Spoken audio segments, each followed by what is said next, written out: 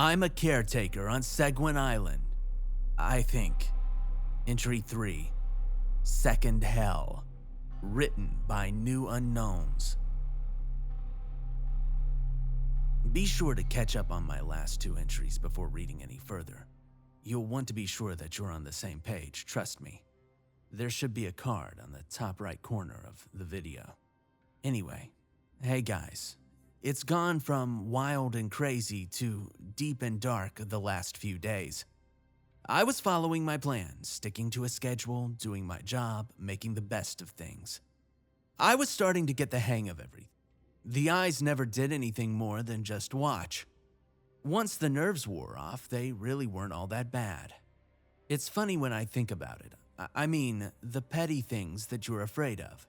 When you encounter something real to fear, you forget all about everything else. That something real is the salesman. That's what he likes to go by. Remember the man with multiple rows of demon teeth from the mainland? Yeah, that smile. I just can't get it out of my mind.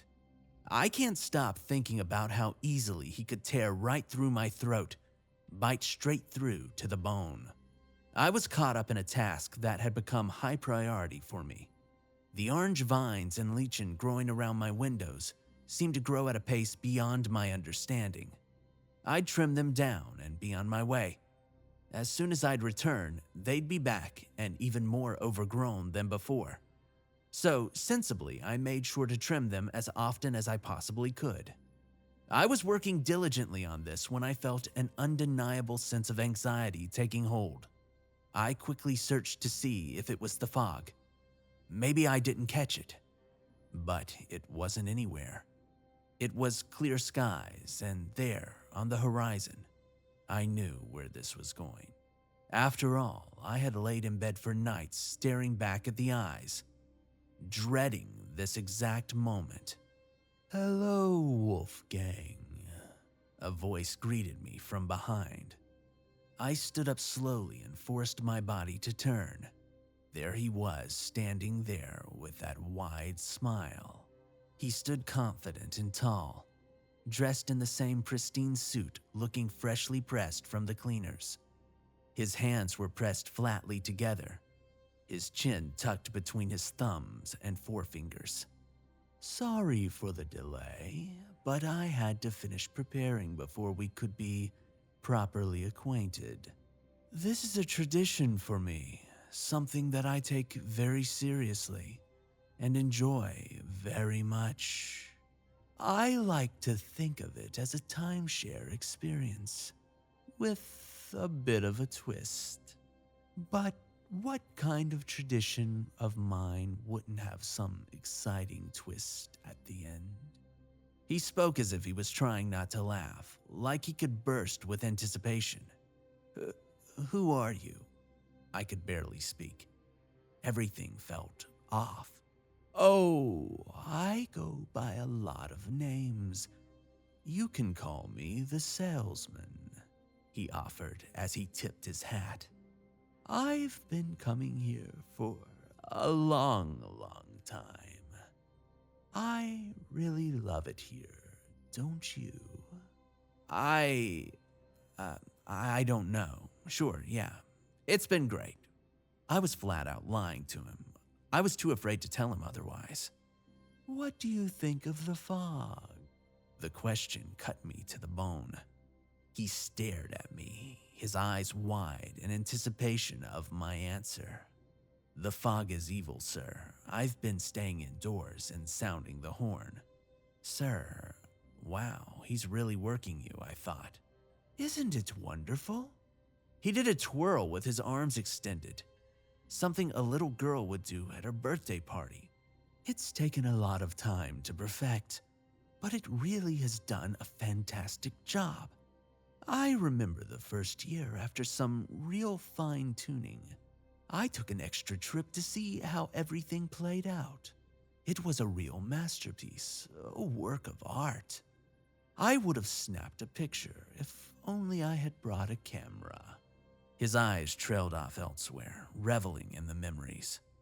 "It kills people. How is it wonderful?" I immediately regretted asking that. You've never been caught up in it. You're still here.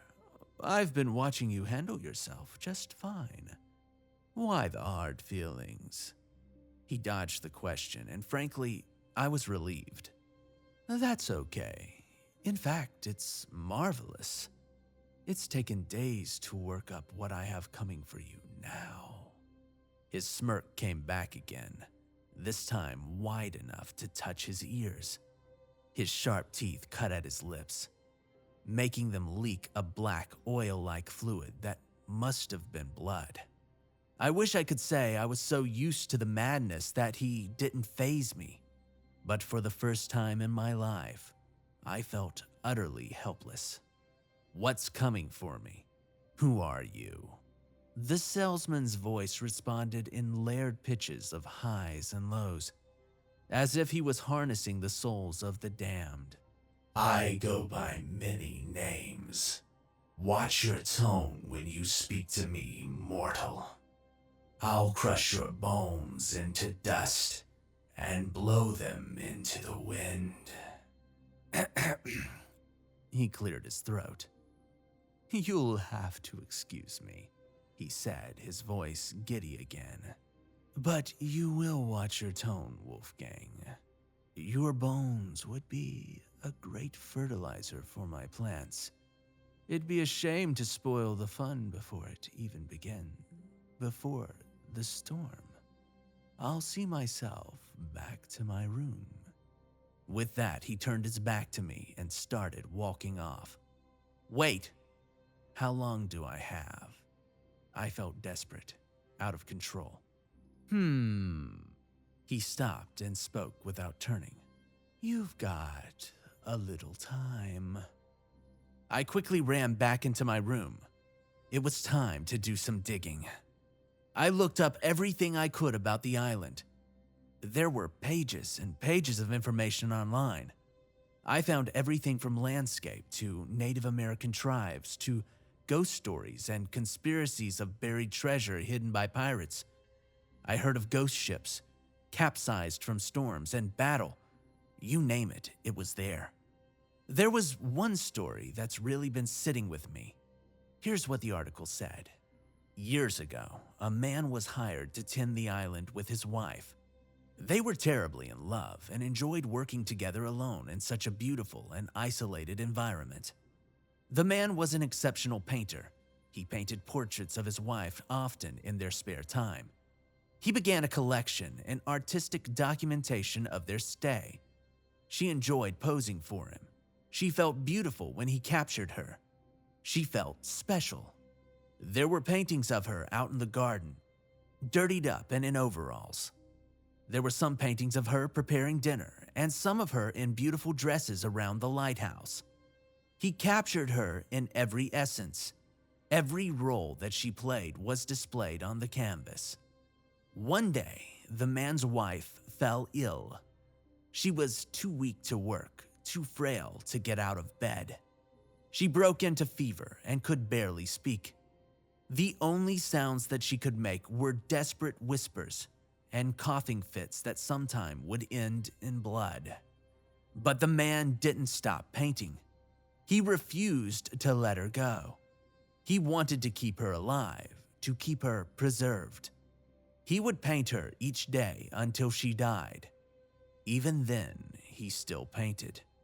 The paintings dulled in color. They gradually turned into a melancholy grayscale, emitting all the sorrow and sadness that consumed them. Paintings of his dead wife were eventually found piled up in the bedroom of their quarters. Hundreds of paintings of this woman in a white nightgown, her arm falling off the side of the bed. Her head hangs and her lifeless eyes stare into the beyond. Her jaw slacked to the side. Then the body began to decay. Her body was curled up and stiff. Her flesh then turned to bone. Her skeleton poorly preserved her shape under the gown. And then there was one final painting found, still sitting on the easel. It was the skeleton of the man's wife resting neatly on the lap of a man. His throat was painted with a crimson red line from ear to ear. Rumor has it that the man killed himself not long after the wife passed. Who painted the remarkable portraits? Did he lose his mind and eventually commit suicide? Who painted the final piece with him in it? No one knows for sure. The body of the man was never found. Only the skeletal remains of a woman, lying peacefully in her bed. And that was the end of the article. As if that didn't shake me enough, it was when I found the caretaker's log that I started to fully understand the extent of my situation. It was dated all the way back to the late 1700s. All of their names seemed to end with the word deceased. Panicked, I scrolled down all the way to the end. Wolfgang Hagar, deceased, keeper, 2019, it read. Deceased. I read the word over and over again. Then, the first clap of thunder crashed down on the island. The storm. A little time, the salesman was candid with his words. The light coming through the window began to fade away. I jumped out of my seat and I ran over to look outside. I didn't see any fog, but the sky was filled with rolling black clouds. Veins of lightning gave them life as they quickly sprinted through the sky, their electric currents giving them a ghastly glow. So this is fear, I thought to myself. Thunder was exploding in quick intervals. I stepped outside to get a better look at the sky. With each lightning strike, the sky was literally breaking open. I could see black lines being drawn, growing like a cracked mirror ready to shatter. The voice of a little girl screamed. It was coming from back inside. I turned to see the little girl in her pretty dress running down the stairs. When she saw me, she ran right to me. Mister, the storm is here. You need to get away. Get off the island now. He's going to take your soul, mister. Don't let the man in the suit take your soul. She was crying now. It's okay, little girl. I won't let anything happen to me or you. I reached out to grab her hand, but my hand went straight through. I'll be here forever, mister. It's okay. He usually doesn't come in here. But please, you need to run. She pleaded.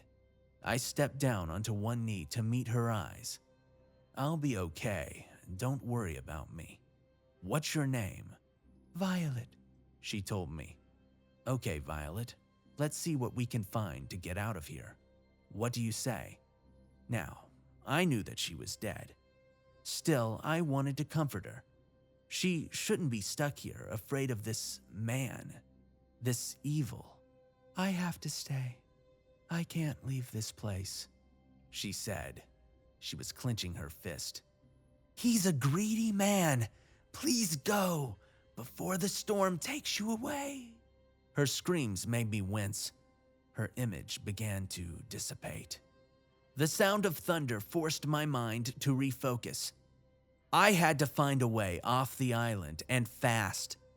I headed over to the old tramway, hoping that it could be a clever way to quickly cover some ground. I was at the highest point of the island, right at the lighthouse. The tramway led about 1,000 feet down to the lowest point as a method of transporting goods, coal, and other heavy equipment. The railway looked worse for wear, but I didn't care. I had no other option. The diesel engine sat about half a football field away from the lighthouse, rusty and worn out. When I got to it, I said a quick prayer and tried starting it. After a few hiccups and groans, it breathed to life. I pulled down each of the 4 levers, not bothering to read what they did, and hopped in the car.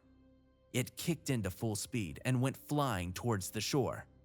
I held on tight as the wheels moaned, trying to maintain their integrity. I was halfway down the hill before the hail began. Hail the size of golf balls came pelting down on top of me. They sounded like bullets as they ricocheted off the rails. It was so dark, I could only see when the lightning struck. I was still gaining speed. Another burst of lightning lit up the island. I saw a man towards the end of the railway. What the? I thought. One more lightning strike.